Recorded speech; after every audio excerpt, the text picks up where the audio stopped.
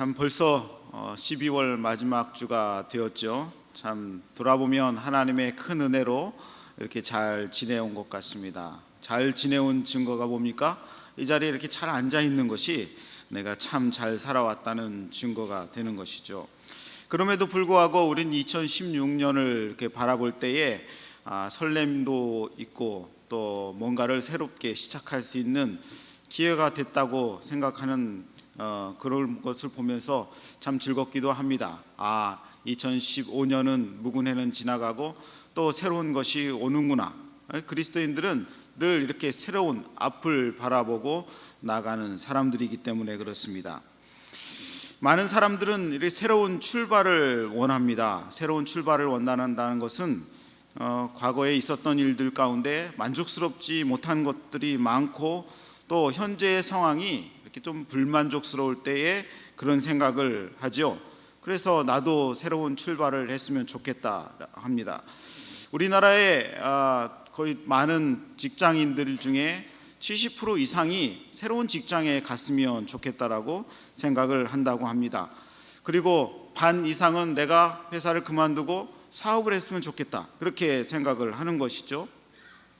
뭔가를 좀 새롭게 하고 싶어 합니다. 많은 사람들 중에는 속으로 사표를 넣어갖고 다니는 사람이 있을 거예요. 그러다가 이제 사표를 못 내고 늘 그것이 몇십 년 다니기도 하고 그러죠. 어떤 사람은 마음속에 이런 생각이 있을지도 모르겠습니다. 나는 이 가정생활이 너무 불만족스러워서 나는 언젠가 꼭 이혼해야 되겠다. 그렇게 생각할 수도 있을 것 같아요. 말은 이렇게 행복한 것처럼 이렇게 웃고 다니고 뭐 사랑해 하지만 나는 언젠가 저런 것하고는 헤어지겠다. 뭐 이렇게 생각할 수도 혹시 있을 것 같아요. 워낙 이렇게 가정이 폭력도 많고 가정의 불화가 많고 또 뭐 가정에 여러 가지 파탄 요소들이 많고 그러죠. 어떤 사람들은 참 이민 갔으면 좋겠다라고 생각하는 사람도 분명히 인터넷에 보면 많이 있는 것 같습니다. 그런데 생각해 보면 이런 불만족스러운 상황을 타개하기 위해서 제가 제시한 이런 일들이 과연 유용한 것인가라는 것을 한번 생각해 볼 필요가 있습니다. 사표를 내는 것은 유용한가? 이혼하는 것은 유용한가? 아니면 이민을 가는 것은 더 나은 내 삶을 위해서 가장 좋은 방법인가 생각을 하는 것이죠. 어떤 사람들에게는 유용할 수도 있습니다. 왜냐하면 극심한 핍박과 고통을 굳이 뭐 세상에서 견딜 필요가 없는 사람들이 있죠. 뭐 임금 떼이고 핍박받고 맞는데 왜 거기 있어요? 그 바보죠. 그러나 그런 아주 극한 상황을 제외하고는 그리스도인이라면 좀 생각해 봐야 될 이유가 있습니다. 왜냐하면 이혼이라는 방편을 통해서 가정을 벗어나는 것이 새로운 돌파구가 될 수 있을지는 모르지만 그 이후에 또 놓여진 사단의 올무나 그런 새로운 속박이 여전히 기다리고 있다는 것을 우리는 눈으로 뻔히 보고 있기 때문에 그렇습니다. 그래서 새로운 출발인 줄 알았던 사람들이 막상 문을 열고 나가면 새로운 출발이 아니라 낭떠러지로 있거나 오히려 과거를 더 회상하고 좋아하게 되는 경우도 분명히 있는 것 같습니다. 미래의 돌파구가 나오지 않기 때문에 미래가 보이지 않고 깜깜하기 때문에 나은 길들, 가는 길들은 반드시 하나님이 인도하셔야 되는 길입니다. 우리는 더 나은 길을 늘 찾아다녀야 합니다. 그러나 그 길은 인간이 스스로 찾아낼 수 있는 길들은 아닙니다. 왜냐하면 그리스도인이라면 하나님의 더 좋은 길로 인도함 받는 것을 바라고 있지만 인간적인 육신적인 그런 지혜는 그것에 결코 미치지 못하기 때문에 그렇습니다. 다시 말해 우리가 생각하는 그런 돌파구들은 새로운 죄의 속박, 새로운 사단의 속박을 만들어내기에 충분한 좋은 조건을 갖고 있다는 것이죠. 러시아의 대문호 도스토예프스키라는 사람이 있죠. 이 사람은 유명한 죄와 벌 이 소설을 썼고 또 카르마조프의 형제들도 썼고 또 백야 이런 소설 많은 소설들을 썼죠. 이게 러시아의 대문호입니다. 근데 이 사람이 1849년에 28세에 왕정을 반대하는 이유로 사형장에 섰습니다. 사형장에 선 날씨가 너무 추웠어요. 50도가 넘는 날씨였는데 사형대에 섰습니다. 세 사람과 함께 섰어요. 그리고 5분만 생각을 줄 테니까 이것저것 정리하고 5분 후에 총을 쏴서 죽일 것이다, 이런 명령이 내려왔습니다. 그래서 이 5분밖에 안 남은 인생을 어떻게 쓸까 고민하죠. 생각해 봅니다. 이분은 내가 왜 여기 왔을까 생각해 보고, 그리고 또 일부는 내가 인생을 어떻게 살았는가, 우리 가족은 어떤가 하고 하다 보니까 2분이 금방 흘렀어요. 한 3분이 남았는데 도저히 억울해서 살 수가 없을 것 같아요. 나는 죽었다, 끝이다, 이렇게 생각을 했습니다. 마치 우리는 그런 인생을 겪을 때가 있는 것 같습니다. 나는 끝이다, 나는 여기서 끝인가, 돌파구가 없는가, 너무 절망적이어서 인생을 제대로 살아갈 수 없는 경우입니다.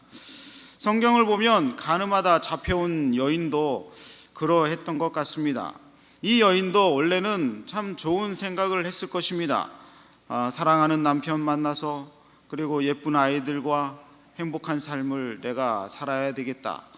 그래서 내가 참 믿음으로 잘 살 수도 있겠다, 그런 생각도 했을 것 같고요. 내 미래는 저 희망찬란한 그런 대로가 열릴 수도 있겠다. 물론 그 상황에서는 그런 것까지 생각을 하지 않았지만 우리는 그런 생각을 갖고 결혼도 하고 그러지 않습니까? 그런데 어째 저째 살다 보니까 이 여자의 인생은 무슨 인생이 있습니까?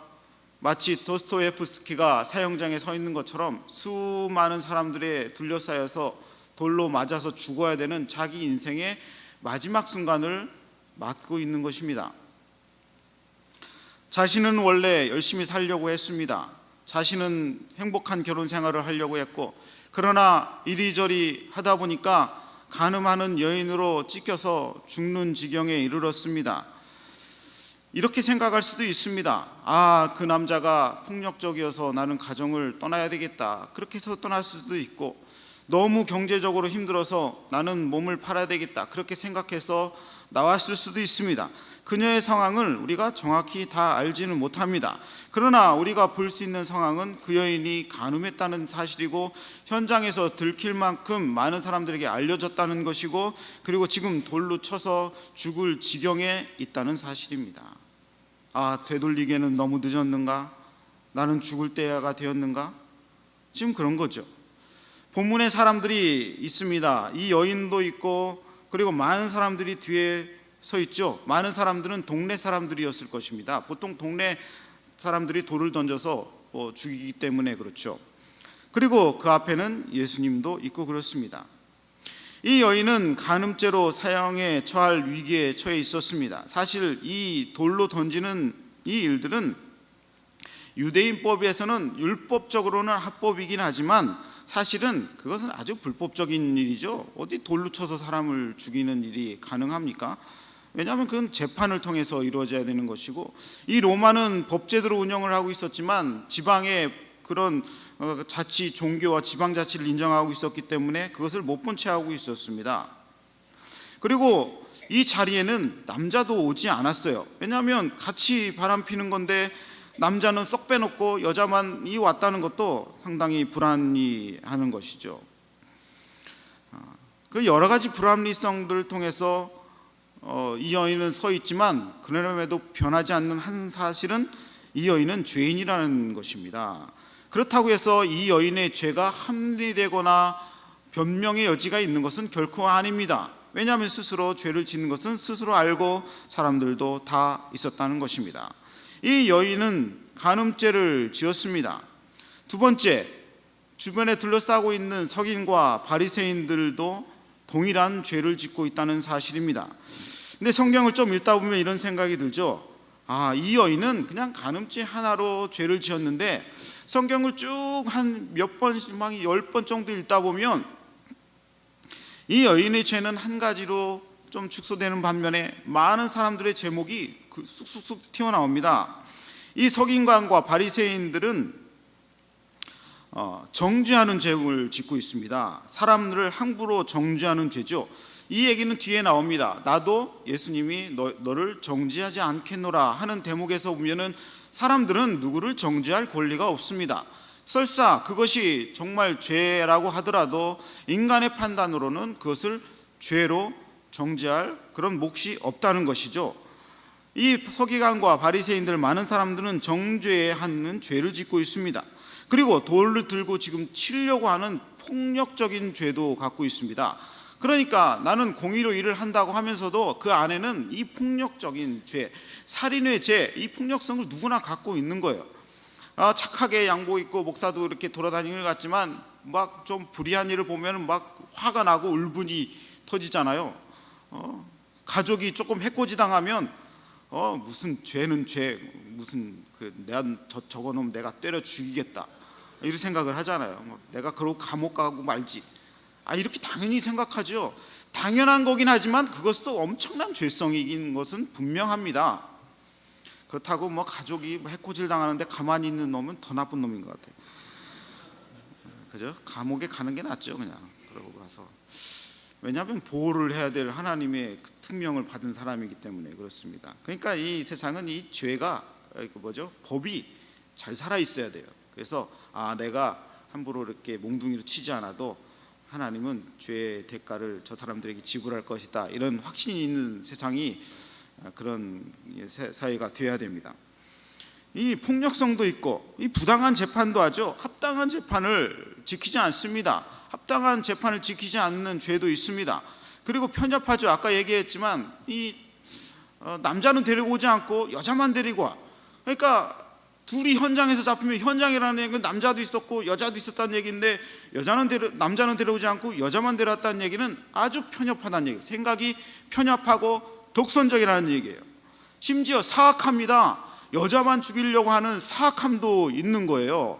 그러니까 여자는 가늠죄 하나만 지었지만 그것을 둘러싸고 있는 수많은 사람들은 아주 수많은 죄들이, 악한 죄들이 수면으로 이 상황에서 떠오르고 있는 것입니다.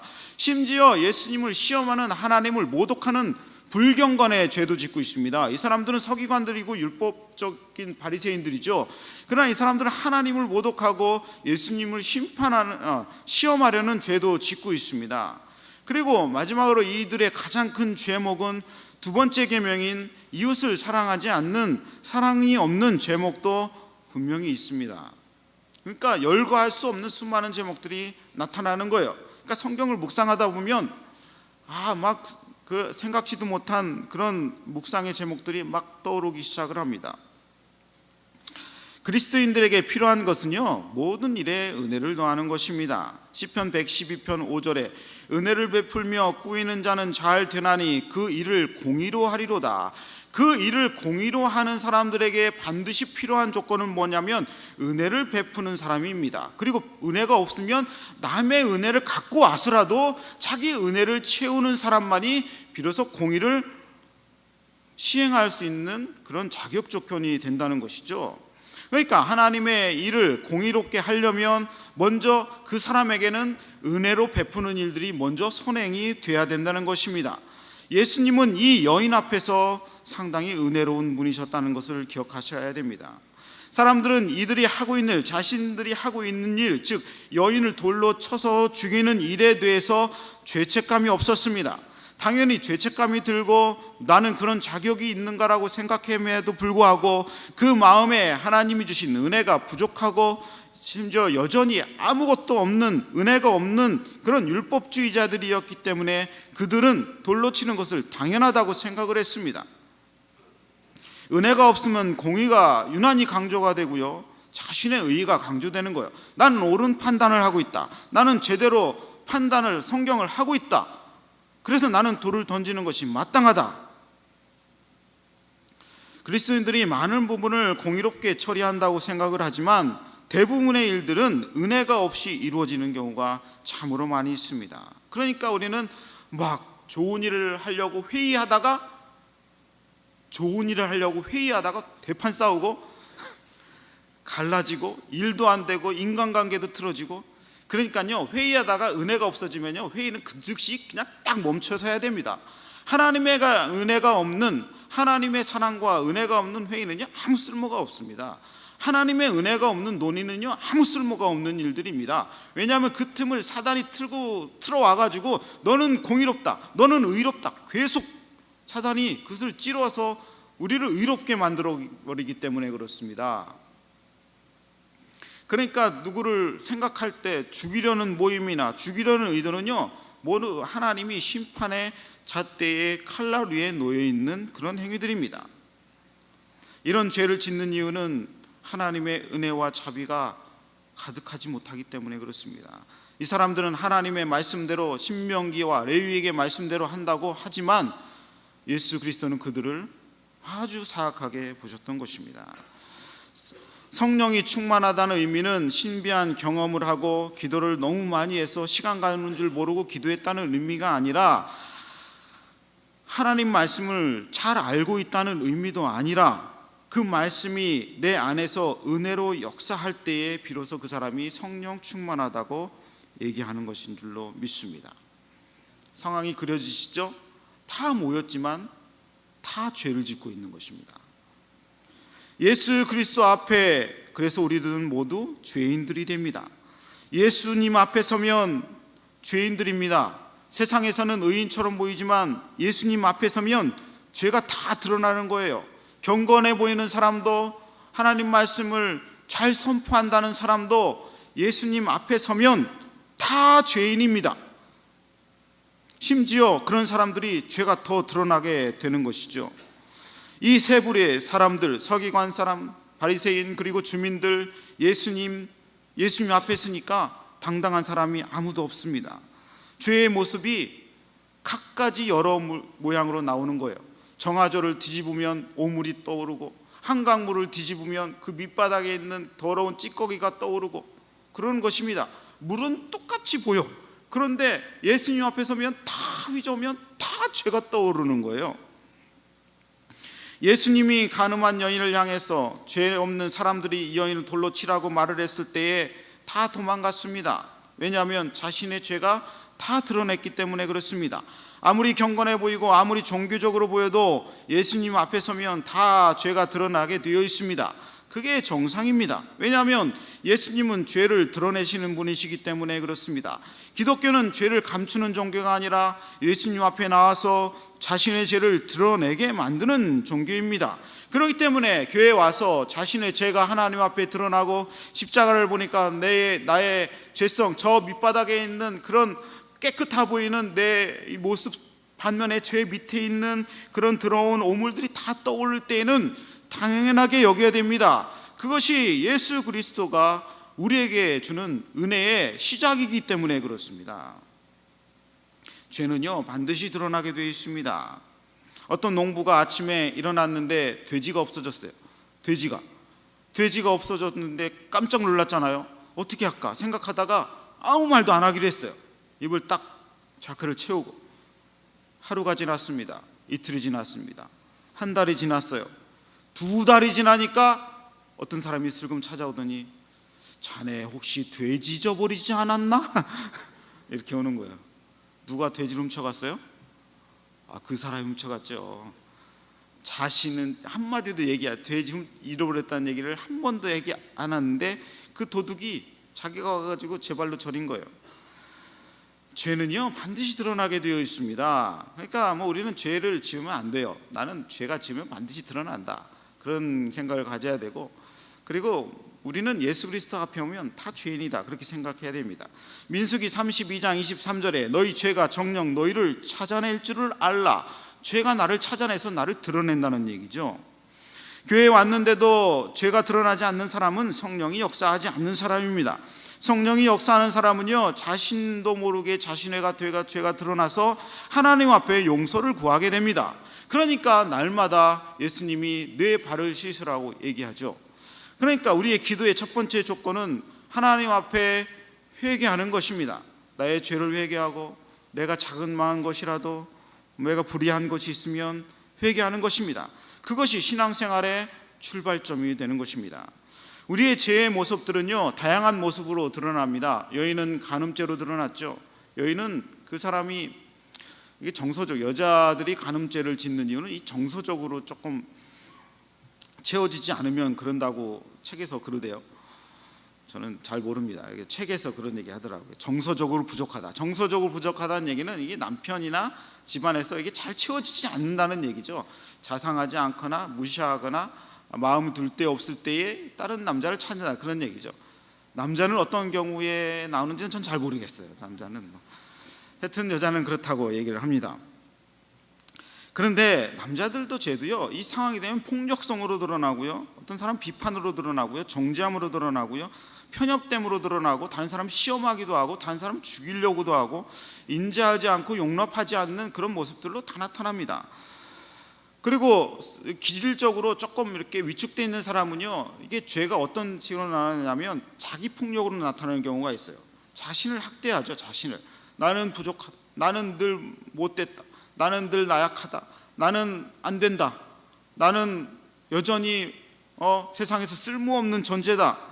그래서 자신을 함부로 대합니다. 자신의 인격을 함부로 대하고, 자신의 육체를 함부로 대하고, 내버려 두고 막 자신의 몸을 돌리기도 하고, 그리고 심지어는 약을 먹고 자살하기도 하고, 이런 것들이 다 죄의 모습으로 각 사람에게 나타나는 것이죠. 나는 경건하고 의롭다, 아니죠. 자신의 죄가 나타나는 방향이 있습니다. 그걸 누가 합니까? 하나님도 아시지만 내가 아는 거예요. 다른 사람들은 모르지만 내 죄성은 어떻게 나타나는지 다 아는 거예요. 우리는 그것을 알고 있습니다. 그래서 우리 인생의 목적은 끊임없이 새로워지는 것이 되어야 됩니다. 여러분 인생의 목적이 무엇입니까? 사업이 성공하는 것입니까? 아니면 다른 명예로워지는 것입니까?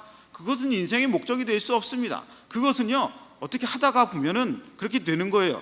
어떻게 열심히 하다가 보면 사업이 성공하고, 성실하고 지혜롭게 하다 보니까 하나님이 복을 주셔서 사업도 성공하고 명예롭게 되는 것이지, 내가 명예를 쫓아가고 권력을 쫓아가고 사업을 성공하면요, 결코 그렇게 하나님이 되도록 내버려 두지 않습니다. 그러니까 우리 인생의 목표는 뭐냐면 그런 가시적인 목표들이 아니라 날마다 새로워지는 것이 목적이 되어야 됩니다. 2015년도를 후회하는 것이 무엇이 있으십니까? 내가 직장 생활을 잘 못했다, 내가 조금 더 성과를 못 올렸다, 그것들은요, 내가 후회할 그냥 건덕지도 없는 것들입니다. 열심히 누구나 안 했어요? 다 열심히 했죠. 다 열심히 회사 다니고, 다 열심히 공부하고, 다 열심히 했는데도 불구하고 안 되는 경우가 많이 있어요. 그것들은 내가 후회할 것들이 되지 않습니다. 돌아봐서 여전히 내가 새로워지지 못한 부분이 있으면 그것을 후회하셔야 됩니다. 내가 2015년도에는 내가 담배 좀 끊으려고 했는데 그리스도 안에서 새로워지지 못했고 괜찮겠다, 한갑 피우던 것을 두가 피웠다, 그럼 후회하시고 회개하셔야 됩니다. 그러나 한갑 피우던 것을 반갑 피웠다, 그러면 행복해 하셔야 돼요. 새로워지고 있기 때문에 그렇습니다. 사표를 품고 다니는 것이 문제가 아니라 내 안에 우리의 속이 얼마나 새로워졌는지를 생각해 봐야 됩니다. 고린도후서 4장 16절에 그러므로 우리가 낙심하지 아니하노니, 뭘 낙심하지 아니합니까? 겉사람은 후패하나, 겉사람은 후패하는 것을 낙심할 필요가 없는 거예요. 우리의 속은 날로 새롭도다. 낙심하지 않은 이유는 겉사람이 후패하는 것에 상관하지 않고 내 안에 새로워지는 것들이 있었기 때문에 나는 기분이 좋다, 이거예요. 아까 처음에 말한 그런 새로운 방법들이 우리의 돌파구가 되는가 생각해 보라는 것입니다. 우리는 예수님 앞에 서 있습니다. 예수님이 이 여인에게 무엇을 원하십니까? 너를 고소하던 그들이 어디 있느냐? 너를 정죄한 자가 없느냐? 그러니까 예수님이 눈을 들어보니까 예수님과 여인 외에는 아무도 없습니다. 그러니까 이 여인이 얘기를 해요. 없나이다. 예수님이 뭐라고 얘기합니까? 나도 너를 정죄하지 아니하노니 가서 다시는 죄를 범치 말라. 그죠? 예수님의 이 말씀이 엄청 뜻밖입니다. 누가 돌을 던질 수 있습니까? 아무도 돌을 던질 사람이 없어요. 바리새인들, 서기관인들, 그리고 동네 사람들, 인간 누구도 인간에게 돌을 던질 수 없습니다. 그러나 오직 한 분 자격이 있는 분이라면 예수님만이 돌을 던질 수 있습니다. 돌을 던져서 죽여서 지옥에 보낼 수 있는 자격이 능히 있는 분이 예수 그리스도신데, 그분도 당신이 사랑하는 사람을 정죄하지 않으십니다. 참 신기한 일이죠. 누가 돌을 던질 수 있습니까? 하나님이 택한 사람들은요, 아무도 돌을 던질 수 있는 사람이 없다는 것입니다. 우리의 판단은, 나를 향한 나의 판단은 예수님도 가능하시지만 예수님도 그렇게 하지 않으셨다는 것입니다. 다시는 죄를 짓지 말라는 명령만 내리실 뿐입니다. 그래서 우리의 날마다의 새로운 핵심은 무엇입니까? 날마다 새로워지는 것은 죄에서 떠나는 것입니다. 다시 가서는 죄를 범치 말라. 11절 한번 읽어볼까요? 11절 읽어봅니다. 시작. 대답하되 주여 없나이다. 예수께서 가라사대 나도 너를 정죄하지 아니하노니 가서 다시는 죄를 범치 말라 하시니라. 그죠? 예수님의 이 말씀이 우리에게 가슴에 꽉 박혀야 됩니다. 우리의 실패에 대해서, 우리의 죄성에 대해서 예수님은요, 정죄하지 않으시지만 한 가지 질책하시죠. 다시는 가서 죄를 짓지 말라. 무서운 명령이십니다. 이 여인이 새로워져야 될 일들은 죄의 현장을 떠나는 것입니다. 죄로부터 멀어지는 것이고 죄에서 떠나는 것입니다. 그래야 주님이 새롭게 더 높여주시는 것입니다. 이 여인에게 아무리 돈을 많이 줄지언정, 이 여인에게 아무리 많은 명예를 줄지언정, 아무리 잘난 남편을 다시 줄지언정, 이 여인은 여전히 간음하는 죄를 저지를 수밖에 없습니다. 그러면 여전히 다시 올무에 다시 들어가는 거예요. 다시 올무에 들어가는 거예요. 더 좋은 직장 간다고 그래가지고 그 사람이 나아집니까? 그러기보다는요, 그 사람 자체가 어느 직장에 있든지 그 사람이 변해져 있어야 돼요. 그래야 예수님이 높여주시는 것입니다. 중소기업에서 일 잘 못하던 사람이 대기업 가면 일 잘한다고요? 결코 그럴 일은 없습니다. 작은 일에 충성하고 작은 일에 새로워지는 사람들이요, 큰 일도 잘하는 것입니다. 그래서 예수님은 죄를 드러내는 거예요. 죄를 드러내서 깨끗게 하시는 것이 새로운 시작의 출발점이기 때문에 그렇습니다. 누가 인생에 돌을 던질 수 있습니까? 누구나 죄를 가지고 있지만 우리 누구도 어떤 인생을 향해서도 돌을 던질 수 없습니다. 모두 똑같은 죄인이기 때문에 그렇습니다. 예수님도 그럴 권리가 있으시지만 그렇게 하지 않으십니다. 다만 우리를 기대하시는 것입니다. 새로워지기를 기대하시는 것입니다. 우리의 속이 날마다 새로워지기를 기대하시는 것입니다. 여러분, 어려운 상황이 있으십니까? 도스토예프스키처럼 3분이면 죽을 만한 그런 상황에 있을 수도 있습니다.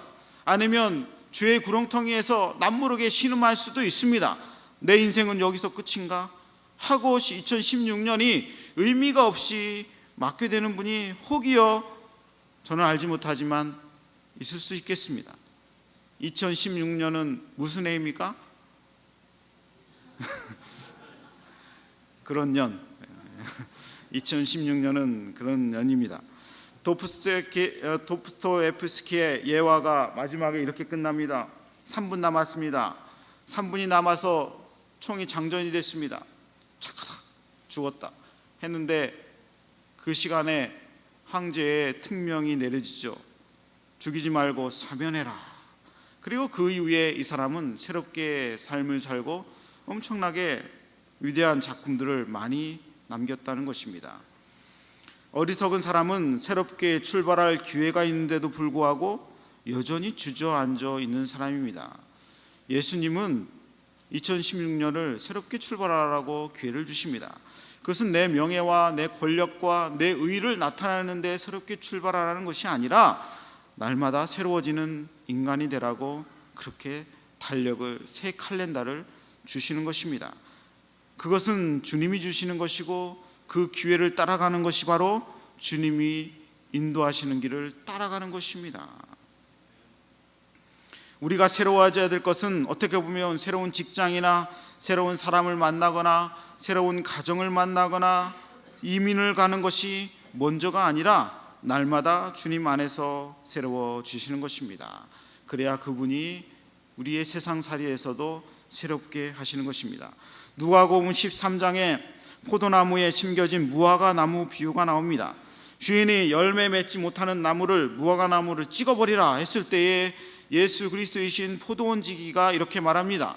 금년에도 그대로 두소서. 내가 두루 파고 걸음을 줄이니 이후에 만일 실과가 열면이오니와 그렇지 않으면 찍어버리소서. 그리스도인에게는 예수 그리스도께서 늘 새롭게 기회를 주십니다. 2016년도에도 우리에게 예수님은 은혜를 듬뿍 부어주실 것입니다. 날마다 십자가를 바라보며 자기 육신은 죽이고 그리고 십자가가 살아나서 여러분의 인생과 영혼이 날마다 새로워지시기를 주님의 이름으로 축원합니다. 아멘. 기도하겠습니다.